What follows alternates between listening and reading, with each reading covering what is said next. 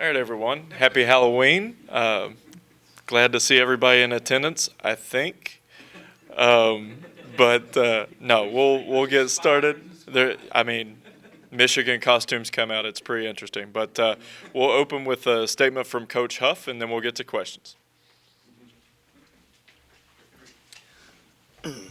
How's everybody doing?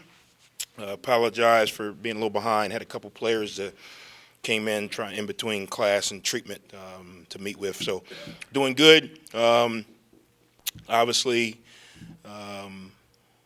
our Big Ten spy is in the room, so I'll be very cautious with our signals and injury report as we go. No, happy Halloween, everybody. Hope you guys are having a great day. Obviously, not the result we wanted Saturday.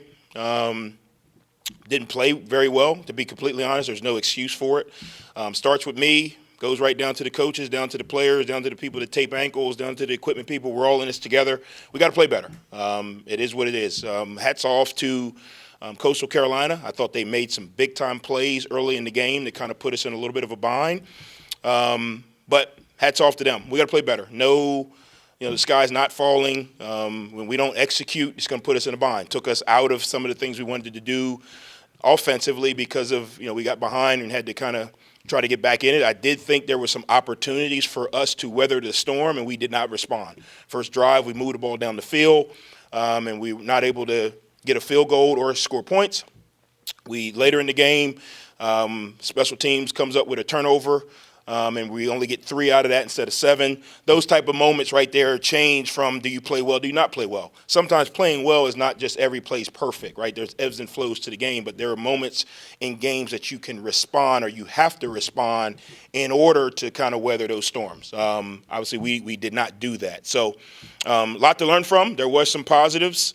The players took some positives from it. The players took some things, some ownership on some things. Coaches-wise, we took some ownership on some things. I think a lot of times when I use the word we didn't play well, we didn't execute, I'm just talking about the players. No, we're in this together. We call plays for the players to execute. We got to continue to be strategic about what plays we're able to call. Sometimes the best play call may not be the best play for that player. We were in a situation, we started 2 true freshman safeties. And some of the things that happened showed up. So we've got to continue to evolve coaching-wise to put us in the best position for the players. And then the players have to execute. At some point it's 50-50. So our players realized that. They took ownership of it. We took ownership of it. Now we got to get ready to go down to Boone. Another tough battle. These 2 schools have a lot of history. Long before the Sun Belt, long before Coach Huff, long before this team, the history between these 2 schools and the rivalry, if you want to call it that, the battle between the 2 has always been good. It's tough to win in Boone. A lot of respect for Coach Clark. He and I usually spend a lot of time together at the spring conference meetings for the Sun Belt. Obviously, him being from West Virginia and Charleston area, he's got a lot of family and friends in this area, so he's obviously very connected to what's going on here. And I have a lot of respect for him because you look at a program that's been consistent for a very long time. They do things the right way. They play hard. They trust in their systems. They don't get swayed by, ebbs and flows of football. They're not going to come out and do something totally different. They believe in their systems. They believe in their model. So a lot of respect for them. They've got some really good players. They're doing some really good things offensively right now. I think they're top 15 in the country in passing. Obviously, we know that they run the outside zone probably better than, many teams in the country. They're committed to that. They do a really good job. They always have really good running backs. Skill guys are always athletic, fast. The quarterback's playing really well right now. Defensively, they're always tough. From a front standpoint, they're athletic on the back end. And then special teams, they're like us. They're really, really aggressive. They're fast. They're sound. So you got 2 really good programs or cultures playing each other on Saturday night. It's gonna be interesting. I know their crowd and their student section and their fans. I think it's another sellout, which is kind of the benchmark for the teams in the Sun Belt of how to continue to get the community involved. Very similar to our people here when we're here in Huntington. So expecting a really good atmosphere, a really good environment Saturday night. Coach, obviously you made the QB switch there. Upon further review, how did Cole do, and what's that look like moving forward? Yeah, I thought, he did some good things, but again, we turned the ball over 3 times. We turned the ball over 5 times Saturday night. Obviously, some of them were a little bit later in the game, but you can't do that. The quarterback's job is to move the team down the field efficiently. However you do that. Cam does it differently than Cole because of his skill set, but you can't turn the ball over, and that's why we made the switch with Cam. Not to say that Cam was not our guy or we were done with it. We didn't do that. No different than right guard, left tackle, corner. If you're not playing well, we got to play someone else, and no one is above reproach. And that was the message to Cam. It had nothing to do with, whether we think he's the guy, not the guy. It was, hey, you're not playing well. Just like we benched the left guard 2 weeks ago because he was giving up too many sacks or giving up too many pressures. He battled back, got his spot back. We do the same thing at all positions. I think that's the only way as a coach to truly have the trust of your players, that if someone's not playing well, you're going to get replaced. Now, obviously, the person that replaces them has got a duty to come in and play better. So I thought Cole did some good things. He'll tell you, that you got to take care of the ball. Those are probably the glaring mistakes that erase a lot of the positive, from your memory. But I thought he did some good things. Taking a look at Appalachian State offensively, what do they do that's going to challenge you this week? Yeah, they're committed to running the outside zone. And then they have some variables off of that. So the way they run it, the efficiency that they run it, because they are so good at it, they can block any front that you have without really, kind of causing them confusion. And then their backs do a really good job of reading it, trusting it, knowing when to stick his foot in the ground and get vertical, when to bend it back. So you're going to have to be committed to stopping the run. If you're going to beat App State, you got to stop the run. The negative to that is, in order to be committed to stop the run, you got to put more people in the box. Well, now their passing game becomes more explosive. So you got to do both. How do you do that? You got to do a really good job of being committed to stopping the run, making sure guys are in their gap, making sure guys get off blocks and tackle. And then you guys got to, your backing guys got to win on the perimeter. And that's where having a guy like Micah will be good, because we'll be able to let him go battle on the perimeter. Then having a guy like Deani, who's done some good things, and some of the other secondary guys will allow us to be competitive on the back end. That's where it comes back to, I say it all the time, you got to win your one-on-ones. DB, wide out, good ball, good route, good coverage. You got to win those. And then there are some things that we can do to kind of help, put some extra guys in coverage when we kind of anticipate pass or, those type of things. But it's tough because they run the ball so well that it's not like, okay, here's a pass down. Obviously, 3rd and 15, everybody knows pass, right? But they do a really good job of running the ball and then having play actions off of them that kind of stress you. And on defense, what do you see from them that maybe will challenge you there? Yeah, I think when you really look at them from a core standpoint, they're athletic. They do a really good job of running to the ball. Their DBs put you in conflict because they're able to play man coverage, they're able to play off, they're able to play on. There's no real tells, okay, hey, this is exactly what they're going to do. And then they start with their pressure game. They have athletic guys, on the edge, so when they're pressuring, now you're getting outside linebackers and core guys lined up, matched up on running backs. You don't want that matchup. If you're sliding the protection to one guy, they're bringing it from the other side of the field. Because they are consistent in what they do, like they've done the same things. Obviously, they tweak it, but because they're consistent, they're able to keep guys in the flow. One of the reasons why we stayed defensively in the scheme that we're in is because we didn't want to lose all of the reps that we had built from, last year. So staying consistent helps development. Coach, 4-game skid now. Just what's the message to the guys so this doesn't affect them too much mentally? Yeah, that's a good one. So we meet with the leadership council every Sunday, typically to find out, is the locker room clean? What uniform you want to wear this week? How you guys feel? They're great.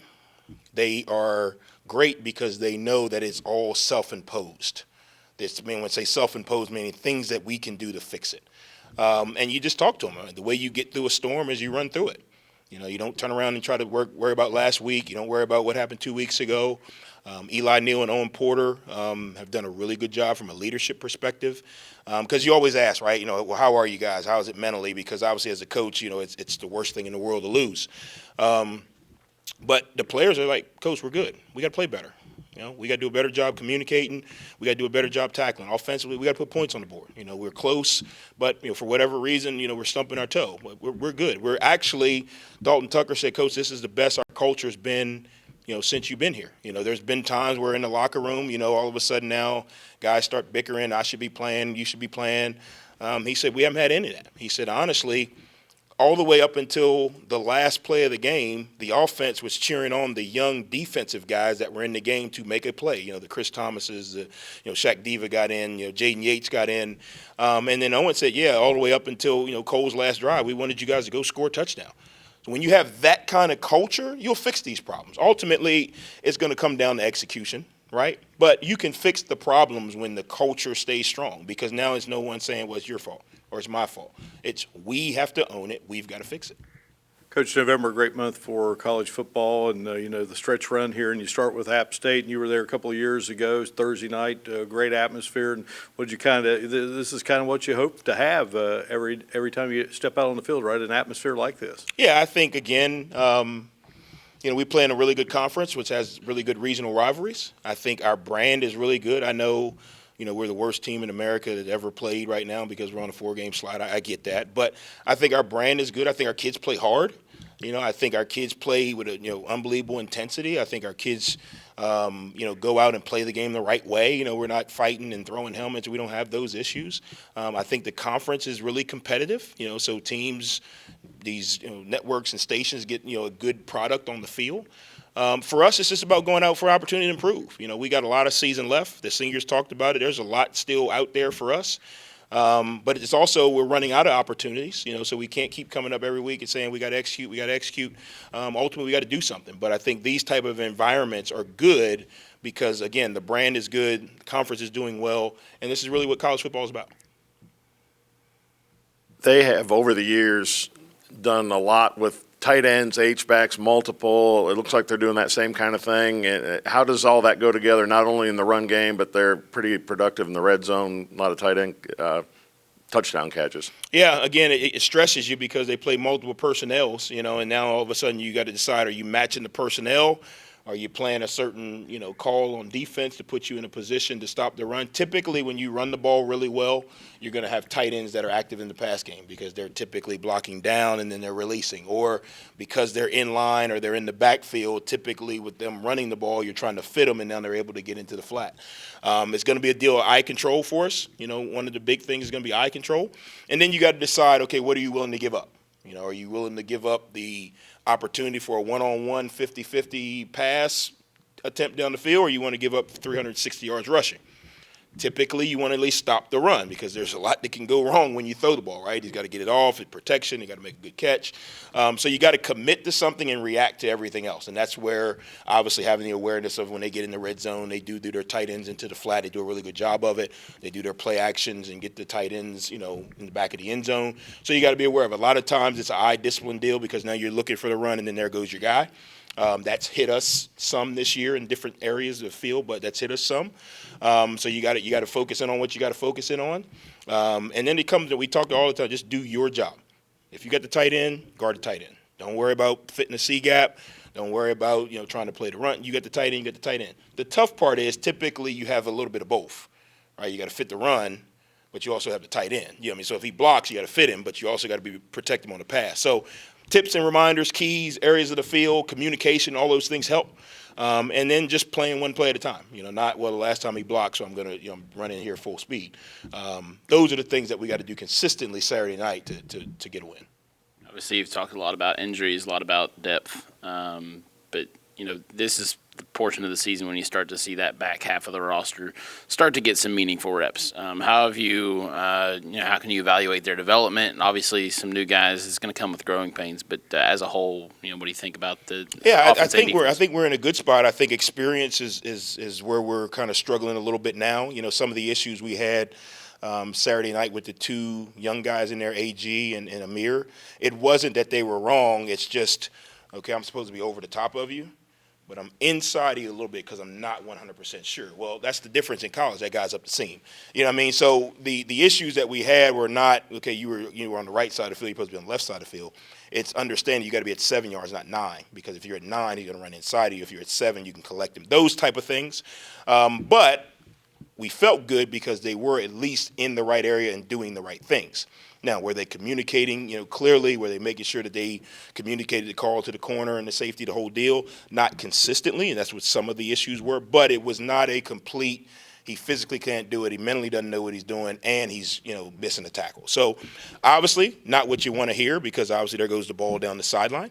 But that's part of growing pains. We're going to play some young guys. The schedule has put us in a position where we're going to have to play them now.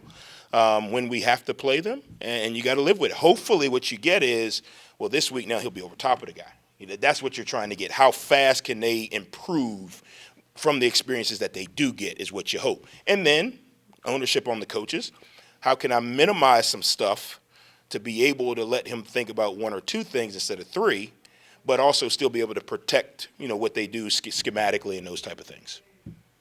Coach, a week ago you talked about the importance of having the backup quarterback prepared, and Cole had a rough day, but footnote, his dad threw 4 or 5 interceptions in his freshman debut. So what kind of conversations do you have with Cole?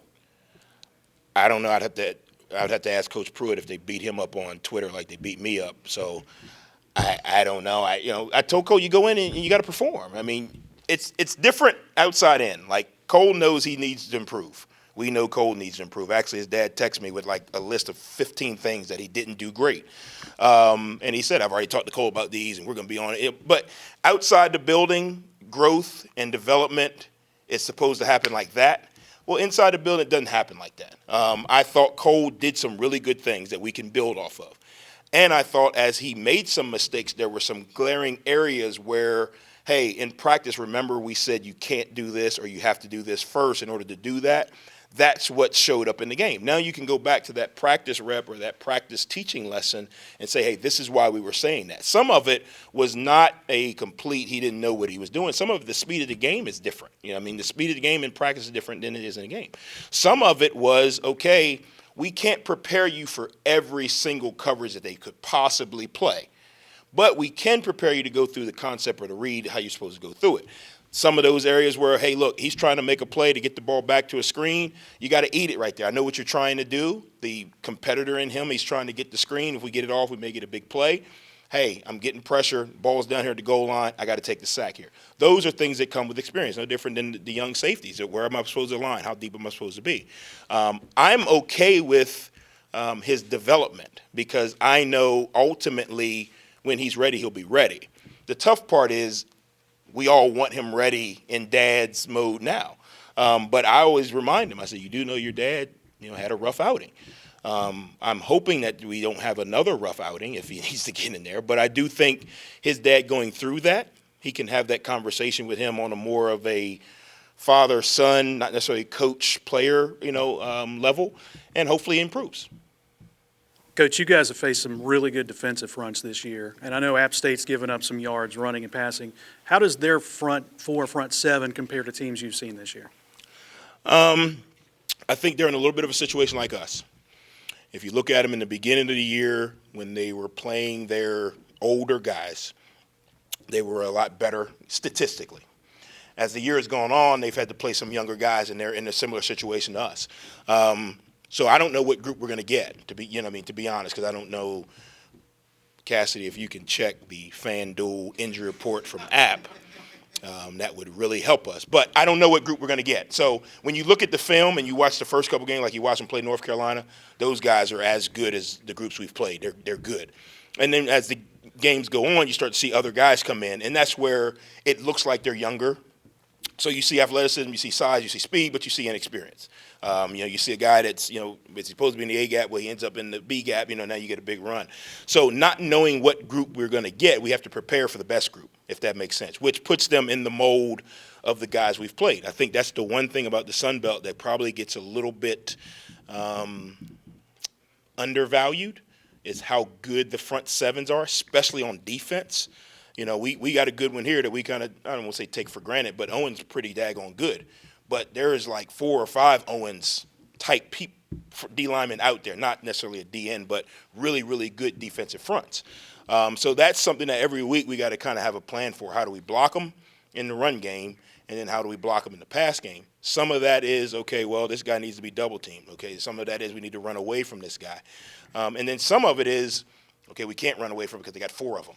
You know what I mean? So how do you do that? But we have to prepare for the best group, and that best group is going to be up there with some of the ones we've seen this year. You get another night game this week too, and another one next week. Is there an advantage to playing later in the day, or how do you kind of address that? I think it's an advantage when you play at home because I do think it gives the fans an opportunity to enjoy the day, get to the stadium, tailgate, make a whole day out of it. On the road, it doesn't. I mean, it doesn't matter. I mean, at this point in the season, if I can't buy a bye week or a week and a half off, it doesn't matter if we play night, day. I think at home it does matter, especially here in Huntington, because I know a lot of people travel to get here, which makes our game days really good. So playing at night here in Huntington is good until we get to November. And then the people don't come because it's freezing cold. So it's a little bit of, you go both ways. But I do think at home it helps get people here, because people may come from Charleston or Beckley or whatever. They can come, they can tailgate and, be in the stadium for a night game, which is good. Any further questions? All right. Thanks, guys. Look forward to seeing everybody down at Boone this weekend. Go Herd.